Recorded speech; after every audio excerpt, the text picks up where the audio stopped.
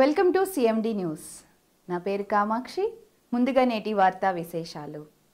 మహిళలు పారిశ్రామికవేత్తలుగా ఎదగాలని, వారికి కావాల్సిన ప్రోత్సాహకాలు ప్రభుత్వం అందిస్తుందని రాష్ట్ర పంచాయతీ రాజ్, గ్రామీణాభివృద్ధి, స్త్రీ శిశు సంక్షేమ శాఖ మంత్రి ధనసరి సీతక్క తెలిపారు.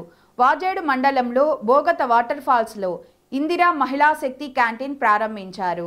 ఈ కార్యక్రమంలో అదనపు కలెక్టర్, స్థానిక సంస్థలు పి శ్రేజ, ఓఎస్డి మహేష్ బాబు గీతే, డిఎఫ్ఓ రాహుల్ తదితరులు పాల్గొన్నారు.